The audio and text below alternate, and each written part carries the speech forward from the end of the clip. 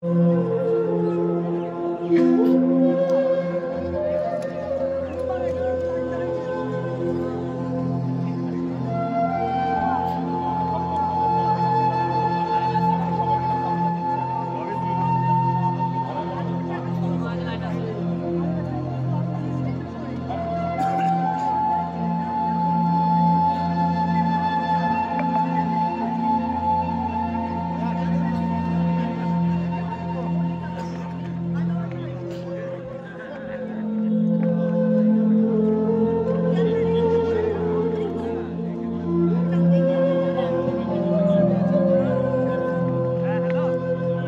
মধ্যে শ্রদ্ধা জ্ঞাপন করলেন আশিস চ্যাটার্জি মহাশয়, করিমপুর 1 ব্লক সভাপতি।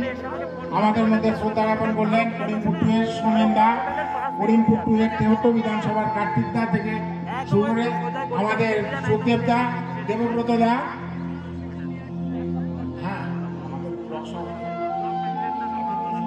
সমস্ত ব্লক সভাপতিগণ তাদের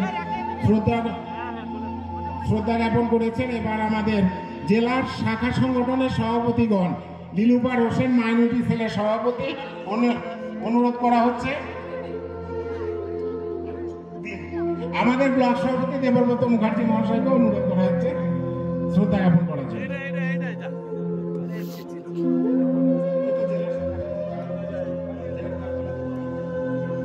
মল্লিকাদি মহিলা সংগঠনের সভাপতি আমাদের নদিয়া জেলার খাদ্যের কর্মাধ্যক্ষ অনুরোধ করা হচ্ছে শ্রদ্ধা জ্ঞাপন করার জন্য।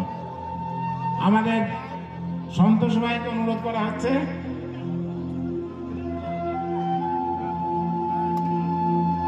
আইএনটিসি জেলা সভাপতি আমাদের শঙ্কর ঘোষ চৌধুরী মহাশয়কে দিয়ে দিয়েছে। এবার সমস্ত জেলা শাখা সংগঠনে সভাপতিদের অনুরোধ করা হচ্ছে শ্রদ্ধা জ্ঞাপনের জন্য। এরপর জেলার কর্মাধ্যক্ষগণ আসবেন যারা উপস্থিত হয়েছেন শ্রদ্ধা নিবেদনের জন্য।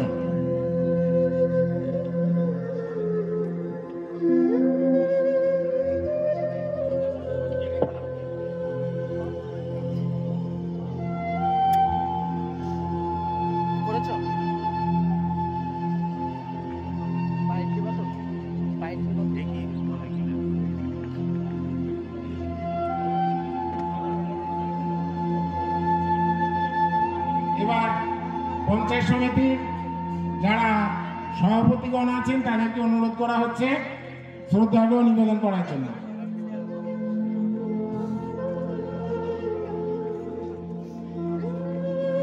এবং সহকারী সভাপতিগণকে জিবের ভাই আপনাকে অনুরোধ করা হচ্ছে আমাদের প্রয়াত বিধায়ক নাসিরুদ্দিন আহমেদের শ্রদ্ধাঞ্জলি দেওয়ার জন্য।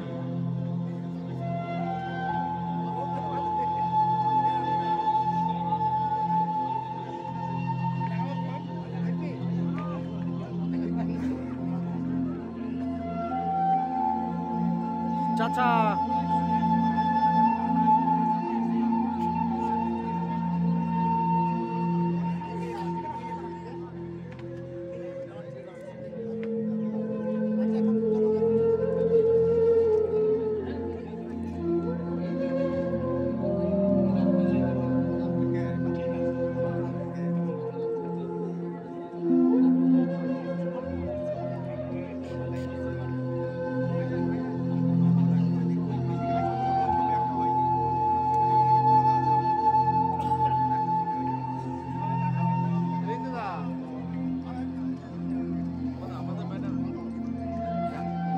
এবার জেলা পরিষদের মেম্বারগণ অনুরোধ করা হচ্ছে এখানে আসার জন্য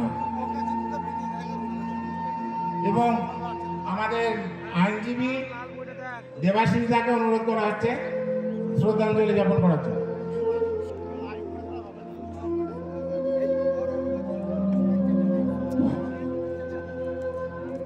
এরপর যারা স্টেজে বসে আছেন প্রত্যেককে অনুরোধ করব একে একে আমাদের প্রয়াত বিধায়কের শ্রদ্ধাঞ্জলি দেওয়ার জন্য।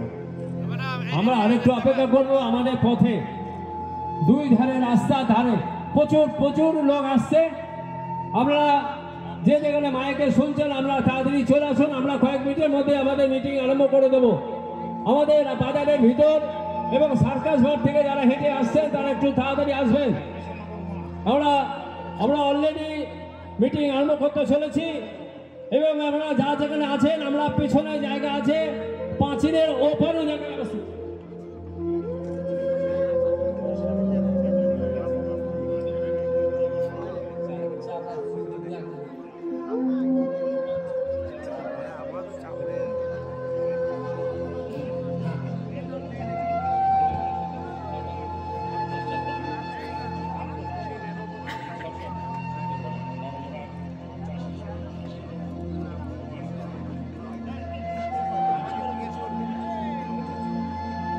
আমরা মিটিং শুরু হতে চলেছে।